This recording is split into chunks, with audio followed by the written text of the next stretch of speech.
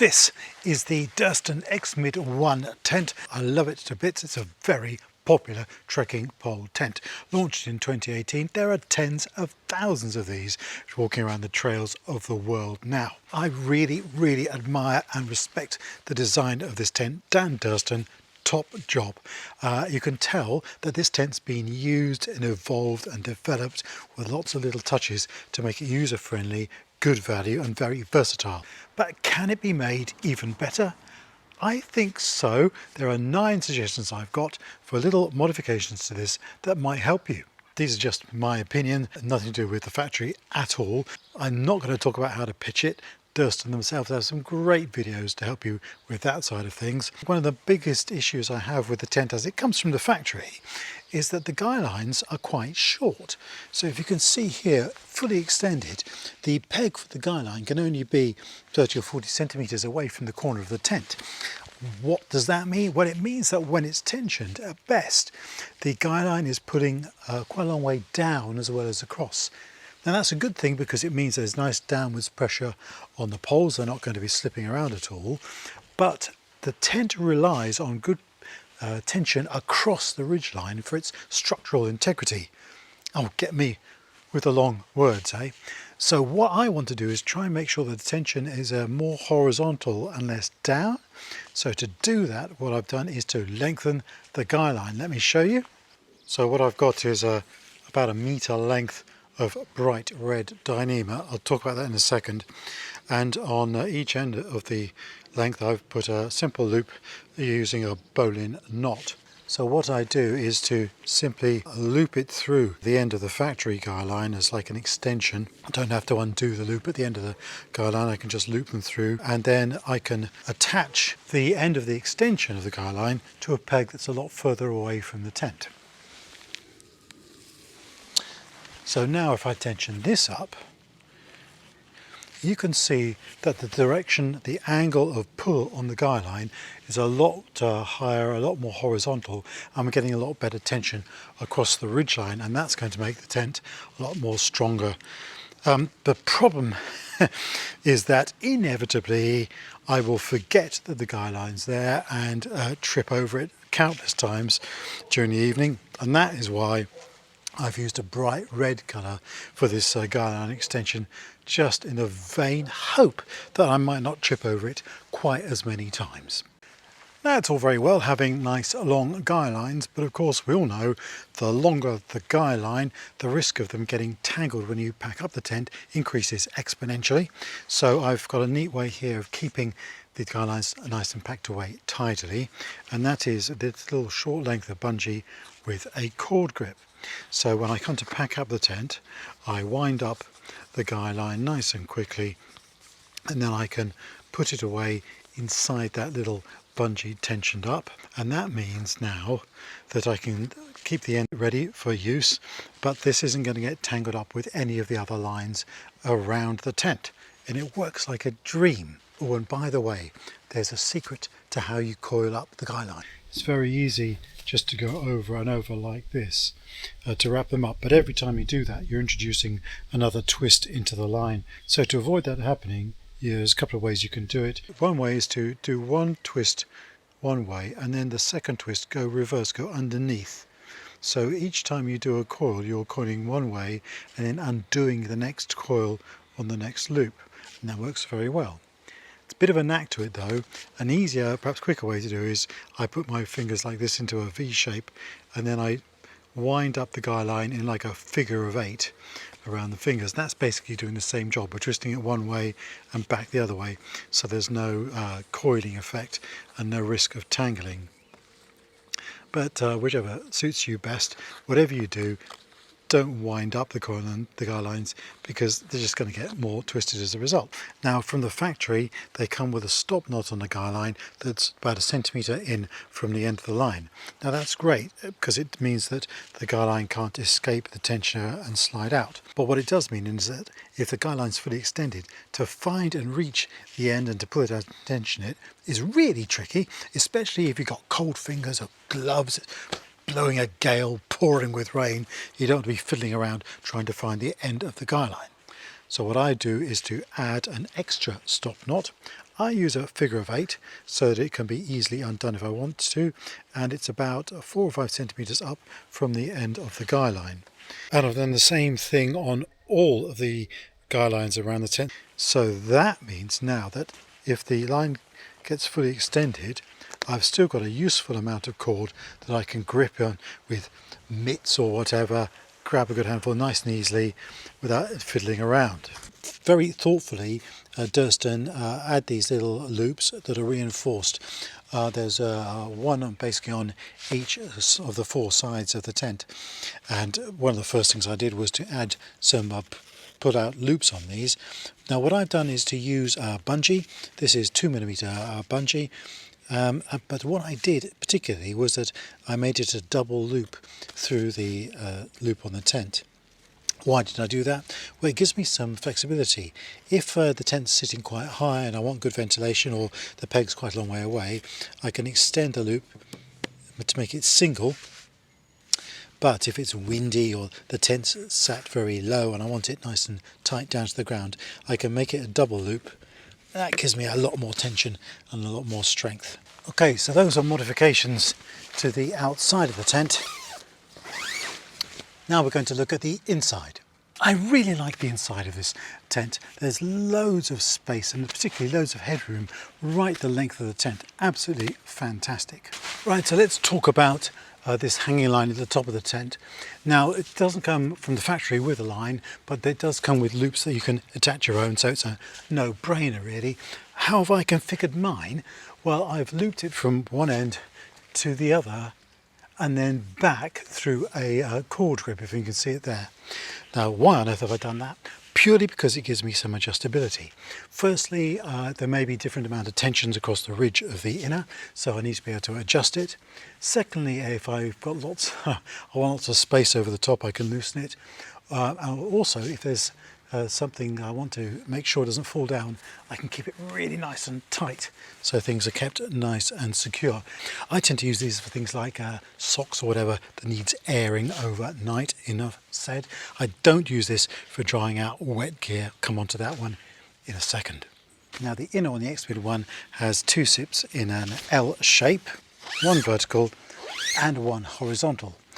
As it comes from the factory, the cord ties on the zips are both the same colour, and I can guarantee you that in the middle of the night when you're in a rush you will pull the wrong one.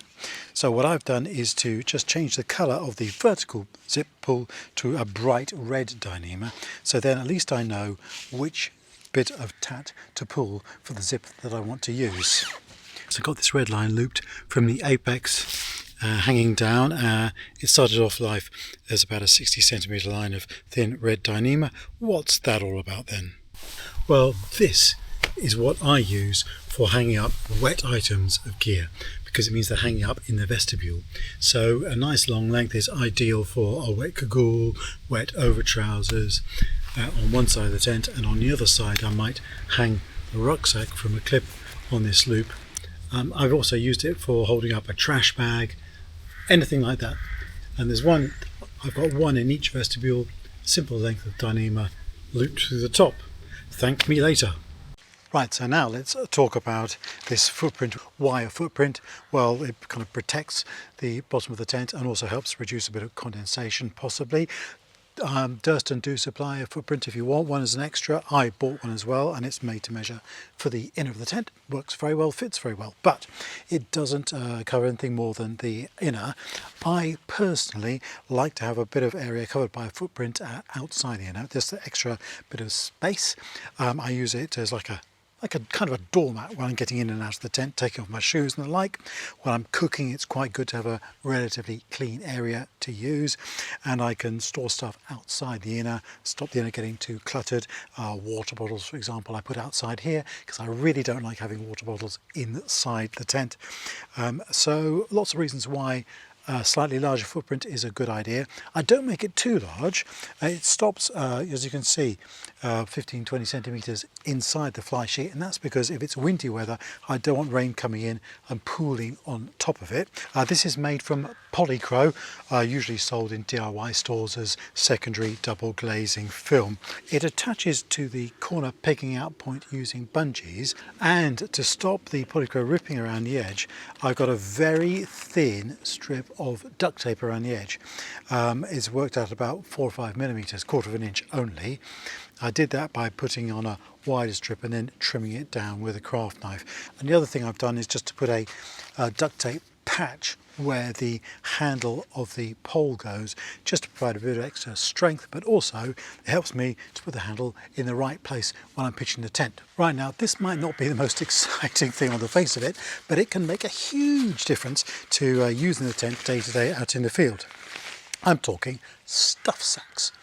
Now, the stuff sack that the tent comes with is made to measure using the same fabric as the fly sheet, and it fits like a glove.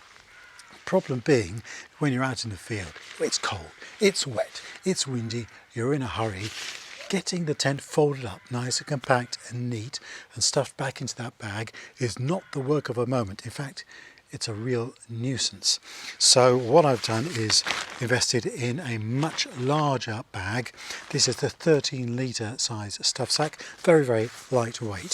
So when I'm packing up the tent now, I can scrunch it together and get it stuffed into that bag nice and quickly without hanging around too long. The other thing about having a slightly larger bag is that when I compact the tent inside the stuff sack, it forms more of a wide kind of a pancake type shape and not the cylindrical shape that it would be inside the factory stuff sack, and that sits much more easily inside a rucksack. If it's wet, if there's a lot of condensation on the fly sheet, I unclip the inner separately and put it away in its own sandwich bag so it's nice and dry and stays dry. I also have a nice small stuff sack for the tent pegs. Now, the thing about these two stuff sacks is that they are bright colours. It's all very well having a stuff sack that matches the colour of the tent. It's all very matchy, but we all know that there are going to be times when you drop the stuff sacks, when you're pitching the tent or packing it away, it blows away a bit, it lands up in a bush. If it's the same colour as the tent, this nice muted green or whatever, pretty tricky to find. So I deliberately chose stuff sacks that are bright colours so that if they do lose them when they blow away, at least I've got a half a chance of finding them. Okay, so those are my suggestions for modifications, and hopefully some of them will be useful to you. What about the tent though? Is there anything that I wish Durston would change in the design that we can't just fix with a simple modification? As it happens, there are. The first one I want to talk about is the position of the tie back on the main doors. If I have the mid bottom point bungee attached and I want to open a door and hold it open, to hold it open, this tie-out loop doesn't reach. So if I want to hold the door open, I've got to undo this bottom bungee before I can roll it up, and this can clip into its magnetic latch. And then it flaps around a lot more. It's not at all satisfactory. If the strap and magnetic latch were positioned differently, or perhaps a longer length, then I would be able to somehow clip it open like this. But as it stands, I can't, and I find it's very frustrating. So I end up resorting to a simple clothes peg instead. The other thing I've never been able to quite work out is the way that the attachment strap on the inner is supposed to go around the handle of your pole.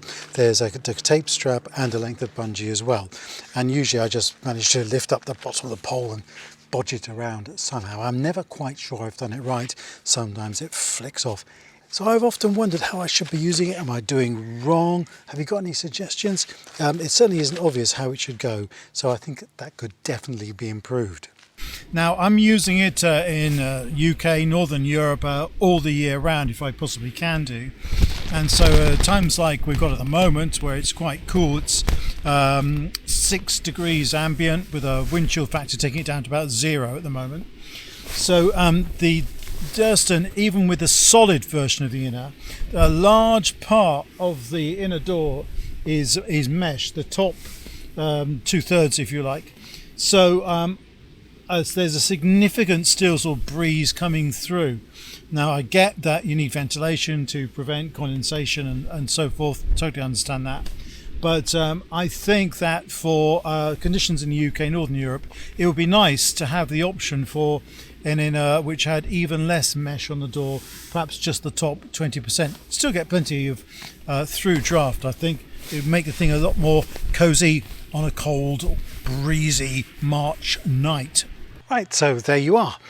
My ideas for how you can make little tweaks, little adjustments or additions to make the Durston X-Mid one just a little bit more easy to use and practical. Perhaps some ideas about other things that could be changed in the future. I really hope you found this useful. Have you got any of your own thoughts or things that you've done, different ideas? I'd really be interested to hear about them, or the comments about how I could do my modifications in a different way. Please do let me know in the comments.